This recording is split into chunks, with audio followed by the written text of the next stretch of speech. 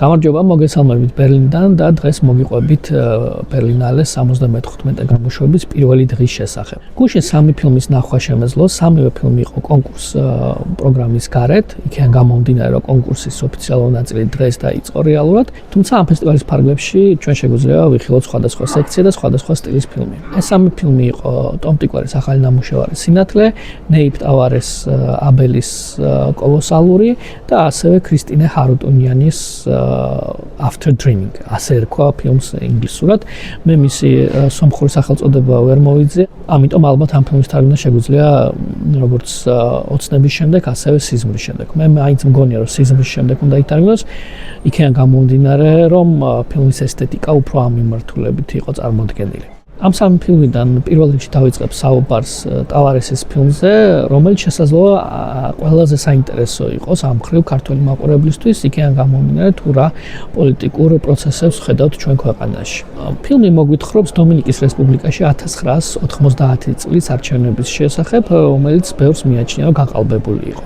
ყველაზე საინტერესო ამ ფილმში არის ის, რომ ფილმის რეჟისორი, ავტორი არის შვილიშვილი იმ ადამიანისა, რომელიც 1990 წელს ამ არჩევნებს ხელმძღვანელობდა. ანუ იყო ცენტრალური საარჩევნო კომისიის თავმჯდომარე. და სწორედ მან ითამაშა დიდი როლი ბევრის აზრით ბალაგერის ხელისუფლების შენარჩუნებაში. თვითონ ავტორმა ბაბუამისის შესახებ ეს ნაწილი ნაკლებად იცოდა მისი ცხოვრების პირველ ნაწილში და მას შემდეგ რაც გაიზარდა, დაინტერესდა ოჯახში არსებული ეგრეთ წოდებული საიდუმლოებების შესახებ და შემდგომ გადაწყვიტა დაენებებინა ის საქმე, რასაც აკეთებდა.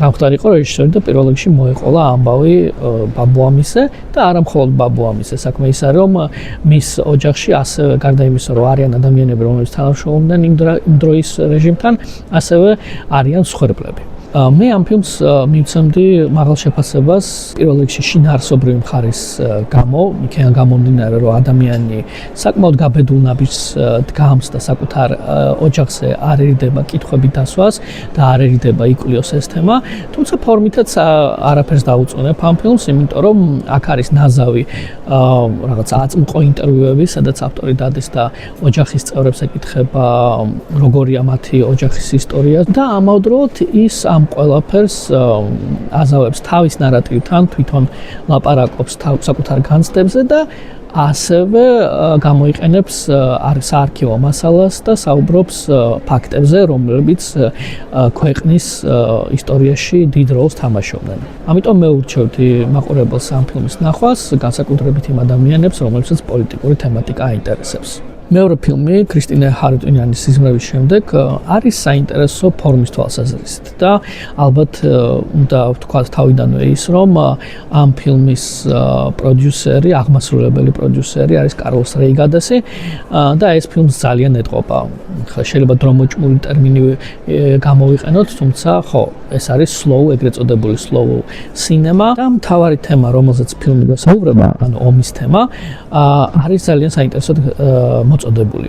ფილმის განმავლობაში საერთოდ ვერ ხედავთ იარაღს გარდა პირველი სცენისა, რომელიც არის ძალიან შთამბეჭდავი სცენა, სადაც ავტორი პირდაპირ გვაგდებს იმ ატმოსფეროში და იმ რაღაცნაირად კლაუსტროფობიულ გარემოში, რომელშიც მაყურებელი მთლიანად ფილმის განმავლობაში იმყოფება და რაღაცნაირად აღრჩობს კიდევაც. თუმცა ალბათ ეს არის მიზანი ამ ფილმის.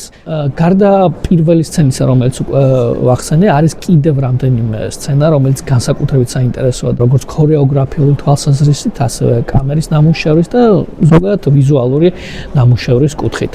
ჩვენების შემდეგ შემთხვევით მოვყარიყური თუ როგორ ეუბნებოდა ერთი ადამიანი ინგლისურად მეორეს, რომ სომხეთი ასეთი არ არის, რომ ის სამჯერ არის ნამყოფი სომხეთში და გაცილებით საინტერესო კადრების აღება შეიძლებოდა ამ ქვეყანაში. თუმცა გაუგებარია თუ რატომ უნდა აიღო რეჟისორს, რომელიც ომის შესახებ გვიყვება ამბავს და უნდა რაღაცნაირად ეს სიმძაფრე აგზნობინოს მაყურებელს, რატომ უნდა გადაიღოს მან სხვა ტიპის კადრები და არა ის, რასაც გვთავაზობს. მე ვფიქრობ, ამ შემთხვევაში ავტორის მიდგომა მუშაობს და ავტორი ნამდვილად რთულად საყურებელს, მაგრამ მნიშვნელოვან ნამუშევარს ქმნის ამ ფილმით. ორივე ფილმი, რომელზეც ახლა ვისაუბრე, იყო ფორუმის სექციაში ნაჩვენები. ფორუმი არის, ასე ვთქვათ, უფრო ბრჭყალებში პატარა ფილმების პლატფორმა, სადაც ფასდება ის თუ როგორ საუბრობს ავტორი ამა თუ იმ თემაზე და რამდენად საინტერესოდ გადმოსცემს ამა თუ იმ ამბავს და თვითონ ამბავიც უნდა იყოს ძალიან მნიშვნელოვანი. მესამე ფილმი, რომელიც ვნახე, არის სხვა სექციიდან, ეს არის სპეციალი სექციიდან, ეს არის ტომ ტიგვერის სინათლე, თუმცა მე ამ ფილმზე დიდად არ ვისაუბრებ, იმიტომ რომ ვფიქრობ, რომ ეს არ იყო ამ რეჟისორის საუკეთესო ნამუშევარი. შორს იყო მისი ალბათ ყველაზე ცნობილი ნამუშევრიდან გაიქეცი, ლოლა გაიქეცი და ამავდროულად მის შესახებ მე უკვე გუშინ დავწერე ჩვენს Instagram გვერდზე, შეგიძლიათ ტექსტ გაეცნოთ და ვიდეოს სახით აღარ მოგაწყენთ თავს.